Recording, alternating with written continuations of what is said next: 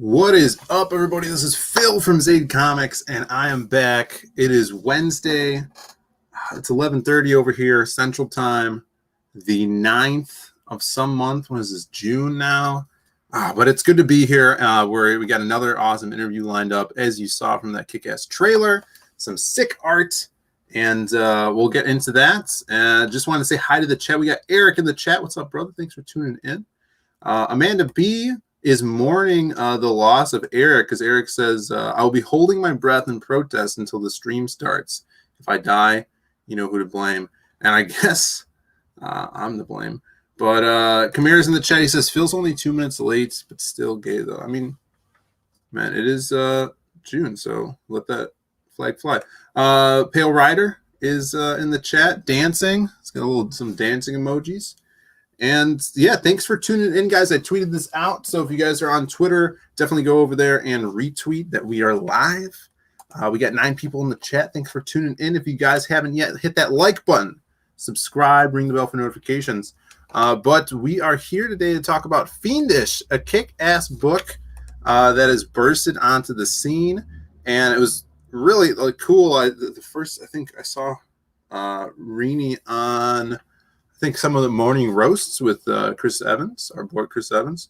And then she really just blew up on the Bancroft show. It was a really awesome stream. And let's bring Renie on herself. Irene, how are you doing today? I'm good. How are you? Good, good. Thank you for coming on and finding some time to jump on here. Of course. Thanks for having me on.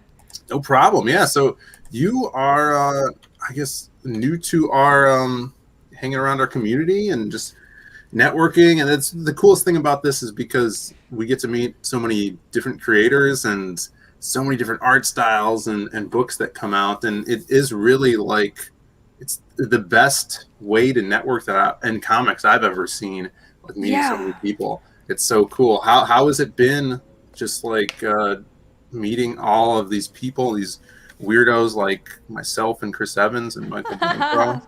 I mean, well, you're on a Shane Davis stream, which is those get insane. Yeah. Well, I was gonna say, I mean, I'm kind of a weirdo too, so I'm not gonna be this community is weird. But then you mentioned Shane Davis's stream, so yeah, just kidding. He takes it up a couple notches. So yeah, it's been really great. I kind of just walked into the indie comic scene, and I didn't really know what was going on. I knew a lot of people have been doing comics crowdfunders on specifically Indiegogo, but I didn't, I wasn't really in any community, and I put my book out, and it kind of people just came out of the woodworks and were like, this book is awesome, let me help promote you. And it's been really fantastic. It's been very, very supportive. And I don't know what to say. I wasn't expecting it, but it's strange because I've been saying this a few times, but, I worked in mainstream comics before, and I didn't feel this passion there. And I was looking for somewhere where I could be creatively fulfilled and meet people that were just as passionate. And this is where it's at. And it's the past 2 months, I think, has changed my life. No, yeah, it's awesome. It's what I love to hear. And you were talking about how kind of the people found you and started promoting your stuff, which is insane. And it's so true, because the readers and backers are just as passionate about these books as the creators are. And if they really like your work, they're gonna go out of their way to promote it and tell their friends about it, and even point your book into the hands of other creators that do promotion streams like that. So yeah, it's been all that. It's been all that. It wasn't even me, I didn't ask anyone to. Well, once people that found my Indiegogo, it was in the comments section, people were emailing me go on these people's streams. But before that, I didn't know where to go. I just put my Indiegogo out, and all my early backers were just my Facebook friends and stuff. So it was because of readers helping me, suggesting me to go on shows and stuff. So that's fantastic, and I couldn't be more grateful. No, yeah, it's so cool. You see reoccurring faces in the chat, people on Twitter that are, posting up your art and stuff. There's great people like Tampa, who's always has this list of posts. Bless him. Bless So, Tampa. He's yeah. so dedicated. Oh yeah. And I was just watching. He was in a Twitch chat stream with Passion for Drawing when Passion was drawing yesterday, and he's like, "Yeah, I just want to do this so to get away from all the drama and just try to put positivity in promoting and stuff like that." And it's awesome. The guy makes like 3 posts a day. He's great. Let's see. We got Man B's in the chat. We got Boob Dan Art. What's up, Dan Plagle? Awesome Boop artist. Dan. Hi. Dan's the best. Dan's awesome. Yeah, thanks for tuning in. And like I said, hit that like button. Let's pull up Fiendish right now. I do want to talk about kind of like your journey to comics, and because you have worked, like you said, dabbled in the mainstream. So how did getting to that point, and how'd you get there? And then once you were there, what was going on there? Because you've worked on some pretty cool stuff and pretty big kind of notable IPs, but you know the way that happened and getting to this point, I want to know about that. Sure. Well, I don't know if I really worked on super notable IPs. I think the biggest things I worked on were Deadpool Family, and that was just a one shot, but still, technically, I worked on Deadpool. Well, Yeah. I did, but it was a one shot, and I was on an animation team for Archer because my animation has been my day job for a very long time. Nice. And other than that, like I was basically a fill-in artist for Marvel, and how that happened was. I went to school, I went to SCAD, and I majored in sequential, I minored in animation. And after college, actually before I graduated, I was both working on Deadpool Family, and then I got hired at Archer in my last semester there. So immediately after college, I worked there in animation. After a few years, I realized comics was my true love. So animation was it was a day job. The money was good. Well, it wasn't good, but it paid the bills. Sure. Animation doesn't pay that well. I decided to put out feelers and just ask people that I knew in the comics community if they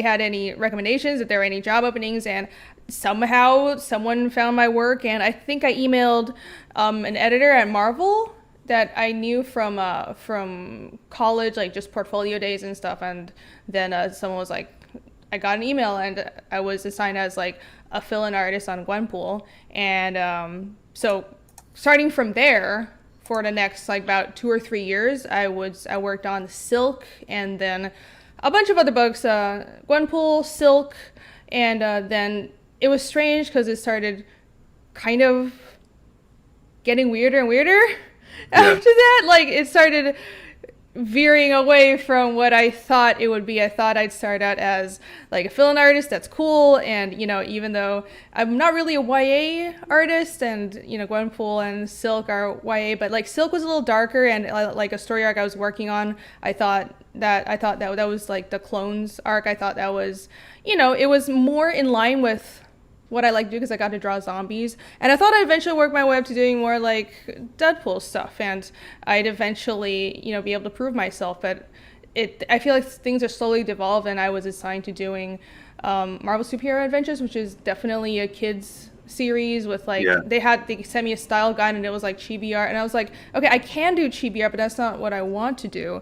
And it was really weirding me out because that's all I was being assigned. And I wasn't moving up at all. I couldn't make a career off of it. I was getting paid less and less, and I was being typecast in something that I totally didn't want to do, and I didn't know why. So it just seemed like staying in the mainstream wasn't going to go anywhere. So I had moved back to Taiwan. I was in America for most of the time but years and years after college. But then I moved back to Taiwan just to save money for a few years, and I decided, I'm just gonna stop taking freelance for a while, and I'm going to really concentrate on what kind of comic I want to write, because I've always dreamed of having my own comic, and I thought I could work in the mainstream and work my way into that, but it seemed like my only option was to just write it and put it out there and see what happened, because I didn't want to wait for someone else to give me the opportunity anymore. I felt like I should take it, because I'm like, dude, I was in my late 20s, and I'm like, I can't just wait around for someone to save me. So, and I had a story idea. I wanted to, I was very passionate about D&D, so I wanted to do something that was fantasy, a dark fantasy with monsters, and I just really hunkered down, and I holed up, I didn't talk to anybody barely for 2 years, and I wrote Fiendish. The whole story is done, And I did like 10 drafts of this thing and tons of cons, so I scrapped a lot of work. But after that time, this is the product. And That's yeah, the so way to here we do are it. now. Yeah. No, that's such a cool journey to talk about. And I mean, that's the way to do it. You Hmm. just hunker down and pump this stuff out. And this art looks great. It is so Thank cool. These you. monsters. I love stories with monsters in it because just the contrast from the human characters to the monsters could be Yeah. so drastic and could really show off the art muscles of the artist. And this looks just so crazy. This is Oh really yeah, cool. yeah, because I wanted to. Well, I mean, I thought a lot about like the design of it because it's not just this is what the kind of stuff I want to draw, but Yeah. I thought about the appeal and how I want the comic to come across, and I want to be a comic that was appealing to both like kind of casual readers, but also more dedicated people that are really into deep world building and stuff. And I was like, I want to do fantasy. I want to do like really invested fantasy, so tons of world building and stuff. But I was like, well, it wouldn't connect with most people that the characters, like the main characters, aren't human. So I made sure that was like the main characters were human, or most of the characters were humanoids, but it's like I want to draw monsters and crazy crap as well. Yeah. So yeah, it's something I thought about. No, that's so cool. And yeah, getting back to that Marvel stuff, like I see that a lot. Like I have a friend who is an amazing artist, and she really wanted to get into Marvel and stuff, but she has this kick-ass IP that she wants to do on her own too, like you. And I really wanted to help her with it, and so, but she is just focused on getting into Marvel, and she got a cover, and it's a beautiful cover. But it was, and not to take anything away from it, but it was for the Women of Marvel issue, which had like 30 alternate covers, all done by females, and it gets to a point where it's like, how they're just doing that because you're a chick, and they're putting you on this Women of Marvel cover, and it's like, but Yeah, they kind of do hopefully, that. hopefully it leads to more work. But the Hmm. amount of people they hire for those, because they had 30 covers, do they have spots on other books for 30 artists, or are they just doing that just because it's the Women of Marvel thing? So I totally feel for you on that, kind of being typecast, and they use people as tokens for stuff. And it's very, to me, it's disappointing because you're not using the artist to their full potential at that point. Yeah, I kind of do feel that, and I don't know, like I don't like complaining about things, but it's definitely something I noticed, and I just couldn't help but Sure. notice because, like I did mention earlier, all the books except for one issue of Marvel Superhero Adventures were girl leads, and it's like I don't fundamentally have a problem with doing female leads, but why is that the only thing I'm being assigned? Like I noticed like even on starting from the beginning on the issue of Deadpool family that I got assigned, it was like one was about Deadpool, one was Headpool, one was Lady Deadpool, another one was like Mhm. Dogpool or something, and I was Yeah. assigned a Lady Deadpool one. So it's like I'm the girl, and I was Yeah. like, why does that come before my art? And why does that come before like you're not looking at my portfolio, you're just looking at oh she's a girl and and she's Asian and she kind of does manga style, so that means she Mhm. likes drawing YA and cute stuff. And it was really disappointing because I want to be more than that. Oh, for sure. I mean, look at these monsters. Like, I could totally see you doing like a Doctor Strange Shumagorath story with like a big Yo, tentacle monster guy. that would be Yeah, awesome. That would be that would be so cool. awesome. Yeah. Or some like characters with like demon enemies. That would be perfect. Let's see who else we got in the chat. We got Oliver. What's up, brother? Thanks for tuning Hi. in. Joe Catapano. When I get Arc Bros back on, definitely want to chat with Irene. Sadly, the bros won't be on tonight. God damn it. Sure. I would love to chat with people. Like scheduling streams has been kind of chaotic, but I'm doing everything I can. I want to talk to people. Oh This is yeah, for awesome. sure. Got Shadowhawk, and Hi. apparently Eric didn't pass out. Eric Hutful, or not Eric. Eric McIntyre is in the chat. You're He's still alive. alive. We can't put him down. He's here for the stream, and You Sketch Therapy is persevered. here. I like Zaid. Zaid delivers good to see you with Zaid. I love your art. Phoenix looks nice. There we go. Oh, Cool. thank you. Awesome. Yeah, this page alone is so cool. Like, these are so freaky. I don't know what this thing's gonna do to me. How many legs does it need? God. Well, it has four, but it has like these two little T-Rex legs, and yeah. That's a crazy design. But now that this campaign looks so cool, you're doing Thank not you. just the art, like the thing that I love is these pieces, these wood burning.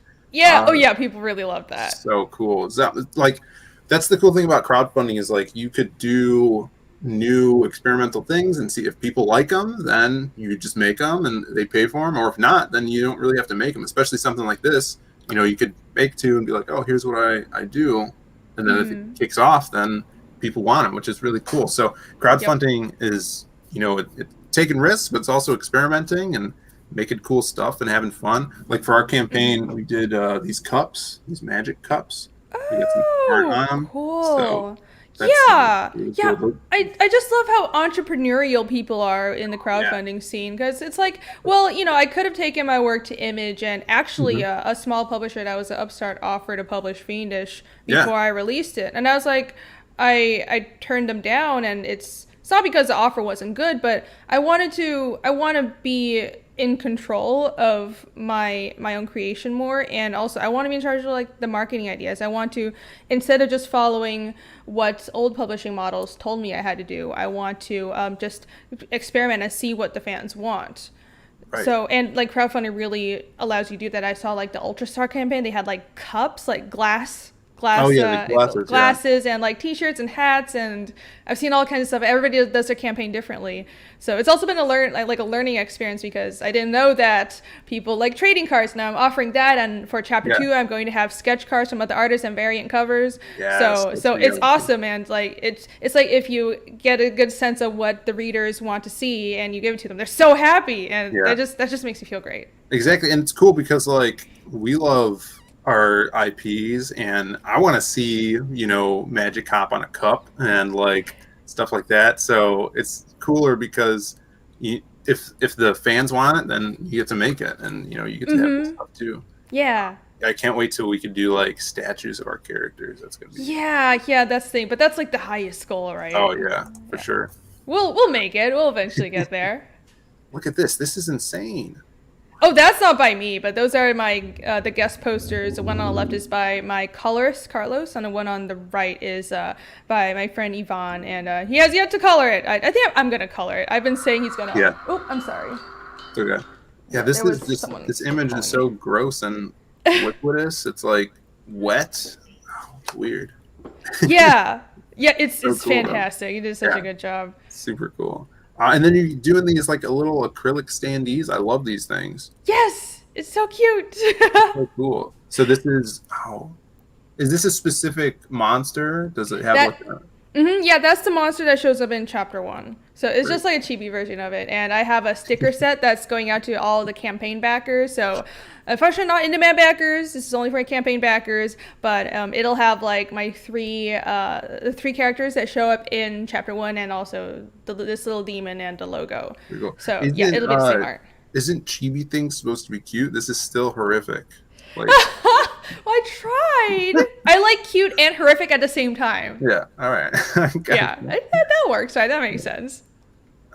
Yeah, so you just blasted past a bunch of stretch goals, which is amazing. Yes. So Oh, it's been cool. crazy.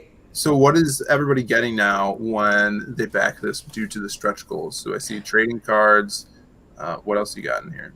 Okay, so well, the first ones were I'm going to send like it's really basic. If we were Mhm. funded, I'm sending a high res desktop and phone wallpapers to everybody. Right. So just if you people like the art, so you can like I'll have a few options for like if you want to put on your phone or whatever.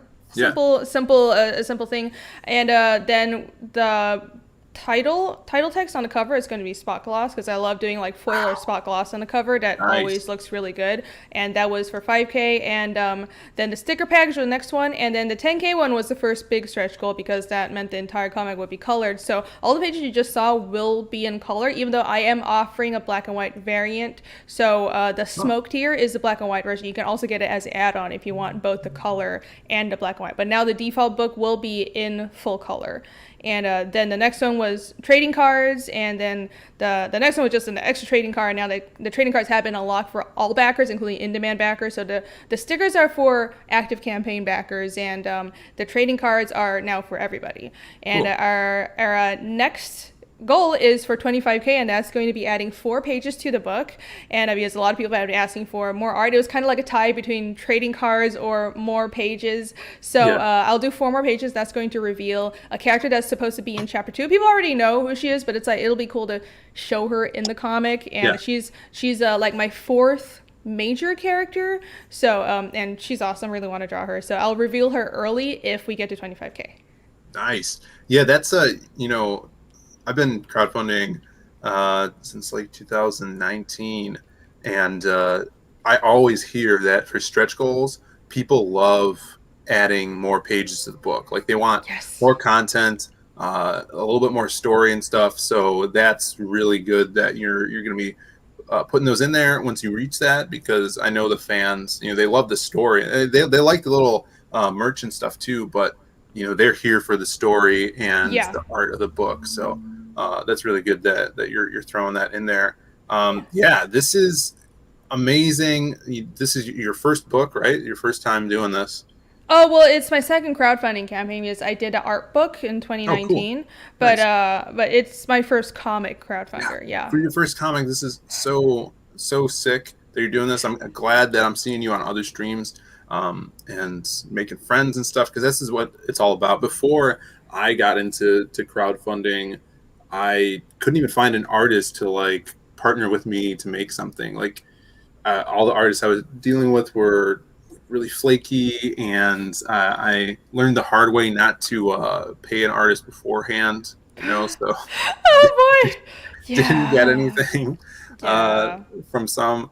And Ugh. but it's as soon as we came out with our first book, I just met a bunch of people and amazing artists that are hungry and want to make some cool stuff. And we were able to do our second book with a bunch of artist friends from the community, and that went super amazing. So I feel like this is Awesome. the best place to be. It's a big networking community. The backers are amazing. They'll help you any way they can, because Yes. we all want to see each other succeed. So that's what this is all about. Yeah, definitely. And I really like that vibe because, it's like friendly competition, and Hmm. I really mean that because it's like, well, everybody's seeing who's going to fund the most, but at the same time it's like, well, if someone else does well, I feel like it pushes me to work harder, and I want to see other people's books succeed as well. So yeah, that's just a really good vibe, and it's not, there's a lot of passion in both like the readers and the Oh, creators. hell yeah. Joe's got a question here. Have you mentioned who's coloring the book? Oh, I thought I did. It's the same artist that did one of the guest posters. It's Carlos Zamudio.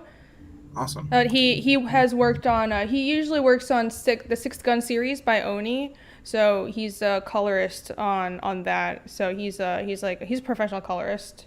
Hasn't done a lot of indie stuff, but he's a good friend of mine from college. So I roped him in to do this book. Awesome. Cool. Yeah. Kamira says artists can be flake sometimes. Yeah. Some, There's yeah, a lot of artists that are self-conscious about their stuff. Sometimes that'll get in the way of them, not having the confidence to put stuff out, and they can get into slumps. yeah. Or maybe they take other work and it pushes their time working on stuff back. But a lot goes into that. And I was kind of like taught that dealing with an artist on a project, and even getting an artist, is like courting a girl to be your girlfriend. You got to keep them happy, and Oh god. yeah, this looks awesome and stuff. Yeah, I've heard people say that. And I'm like, now I'm Yeah, reflecting on like how I've like responded to people asking me to do their books, but it's like a lot of times maybe if you're not interested in a project, I just say I'm not interested. Maybe a lot sure. of a lot of artists don't know to say that. They're like, yeah, sure, I'm interested, and then they just forget about it. And it's worse when someone has paid you. Yeah, So yeah. No, that's not a good situation. that's totally true. Like working with an artist, and especially collaborating on a project, is so like that. You have to build a relationship with them. know how they react to things, and just build a friendship, so you have that relationship, so you could tell them for edits and stuff, and so they don't take it personally. And the best artists to work with are ones that are completely transparent, and kind of try not to have an ego with stuff like that. Let's see, we got Billy Basco in the chat. Phil, my DMs are open. Billy. There you go. Billy is open for work. Oh, real quick, I think someone asked about the black and white. Ari Cutflows asked about black and white. If you back the color version but you want it in black and white, you can always DM me. I am like keeping an eye on my DMs, and I have a list of like backer requests. So some people want like a specific demon plaque I've done. Some people I've had a few requests of people who will back the color and back the book early, but now it's going to be a color they want, a black and white. Just let me know, send me your backer number. I'll make a note of it. I'll make sure it happens. Awesome. Cool. Yeah. No, and that's another cool thing, you get that direct creator to reader, yeah, conversations through there. That's amazing. Yeah, that's really great. So cool. So let's go through the perks here. You got your featured perk, which is heat. Yeah. Heat. Yeah, that's I want to put the feature perk before this was one of the plaques, but I had to take that off because I got too many orders. So I have over 50 of them to do. It's going to be great. Thankfully, I said fulfillment later than the other tiers. So awesome, everybody, I've told everyone from the start, these are going to take longer. So it's great, but I have a lot to do, and those are no longer available. Thank you guys very much. Now the featured tier is the next highest tier with the book, all 3 posters, which is 1 poster by me, 1 by Carlos, and the other 1 by Yvonne, and also the little plastic demon standee. So awesome. I put that up there just because it's like the full package that you can get with like as high as you can get right now, but without the plaque, because that's not available anymore. Yeah. And next is the grayscale book, which I made available after the default book was going to be in color, because a lot of people really like how the book looked in black and white. So that's going to be another variant, and it also has a variant cover. So that image you see on the right. I also posted in my updates, but it's kind of buried because I posted like 20 updates. So it's going to have a variant cover as well. So full black and white variant cover. And you can also get that as an add-on if you want to get both like the color and the black and white version. Awesome. Kick-ass. And Air is just the book. So, and the book is 46 pages, 46 story pages, and which are all done. Like I want to finish like all the art before I launch the campaign, just so I can focus on the campaign, right? So I'm actually working on chapter 2 already right now, which is a great feeling because I'm not like rushing to give people this thing they've already given me money for. So yeah, I finished all the art. It's 46 story pages, and it's 10 pages of extra content right now. So a pretty hefty book, and that's the Air tier. And Water is book plus 1 poster. That's the poster by me. The one, like the kind of purple one in the snow of the 3 characters, Yomi, Kazumira, and Iskull. And like the tiers kind of just add on to each other. So I think for chapter 2, I'll do things a little differently. I'll have like the book variants, but then most of the items will be add-ons. But you live and you learn. Yeah. So the next one is a book and 2 posters, a poster by me and a poster by Carlos. And the next one is the book and all 3 posters. So kind of everything stacks on. And last but not least is the bulk retailer perk, because a couple people asked for that, and I'm really surprised people wanted to buy the book in bulk, but people ask, and I made it available, and it's at a pretty decent price off of the retail price. So it's 10 copies of the comic, and by default is the color comics, but if you want part of it to be in black and white, you can always, again, just DM me, and I will make a note of it. That's so cool to see that you already have 8 claimed on that. We did that in the past, and we've had a couple claims on each of our last campaigns. We actually didn't do it yet on our new campaign, but I was thinking about adding that because it's really weird. We usually get those sales after we shipped. So like, I don't know if people are seeing like the product in people's hands and they want them for their shops, but either way, I think that's amazing, because if it's going into a shop, it's so cool. That would be awesome. There's a question before we get out of here. Eric said, would you stream when you do the wood burning? That would be super cool to see. It would be really cool. Sure, yeah. I think a couple of people asked that, so yeah, I can definitely do that. I want to, right now I'm just busy promoting things, so once I start fulfilling. Like I'm gonna stream while I pack the books, just chat with people and like show people that the project is getting done. I'm going to do some streams of the wood burning as I work through those. So yeah, that's another thing I really like about doing comics this way. It's very interactive, and I feel like the creators can be very transparent, and the readers like that. No, yeah, that's the best part. This whole, getting to know people in the chat, other creators, it's all worth it, and getting the books out to people's hands. So this is so cool, and you've got great success in your first comic. It's awesome to see. I can't wait to see you on more streams. I can't wait to see those wood burning streams. That's going to be so sick. Yeah, But it'll be fun. yeah, it's going to be so cool. But before we get out of here, Rini, I was just going to show a little update for my book, and then we'll take off. All right. All right. So check out Magic Cop 2, guys, if you haven't already. We are just like a month out from shipping, so we have like 10 pages left on this. Colors are coming in. I'm actually later today, I'm going to do a lettering stream. So if you guys are around, probably, I don't know, like in 3 hours or so, I'll be back here lettering the ash can of Magic Cop. And if you guys, I'm sure everybody in the chat's heard of this. It's basically Miami Vice with monsters and magic, and then an 80s crazy world with witches and werewolves and leprechaun men.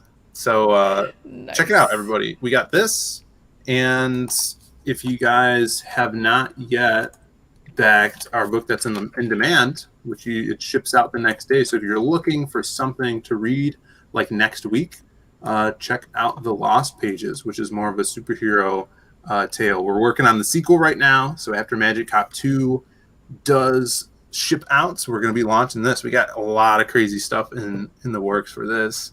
I can't wait. I'm getting art in on this already, so we're going to be showing it off. And check out this, and the mailing list for The Lost Pages 2 is in the description, along with the Fiendish link. So get on over there, back Fiendish, back these books, support these creators, so we could do more streams like this, put more stories out, and keep everybody entertained. Yeah. Yeah. Thank back you. Magic Cop. Back Fiendish. Thank you. Thanks for coming on, Irene. It's been a pleasure having you on here talking about your book. Yes, thank you for having me on. This is Where really can people cool. find you on social media?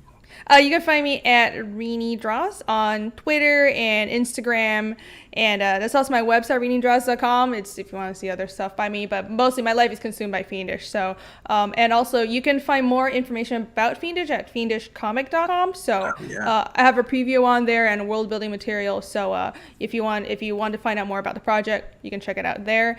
And yeah, I'm pretty active on Twitter nowadays. So, any questions you have, feel free to just ask me on there. I also have a YouTube channel, so that's also RenieDraws. I'm RenieDraws everywhere. Nice. Pretty easy to remember. And Eric, thanks for dropping the links in the chat, man. You've been killing it as a mod. And I guess we'll see you guys later. If you guys are around, probably like 3 or 4 hours, I'm going to be back here doing some lettering. I might have, I might throw the link into some groups, so whoever wants to jump in can jump in and hang out with me. But until then, thank you guys for tuning in. Hit that like, subscribe button, and back Fiend as well.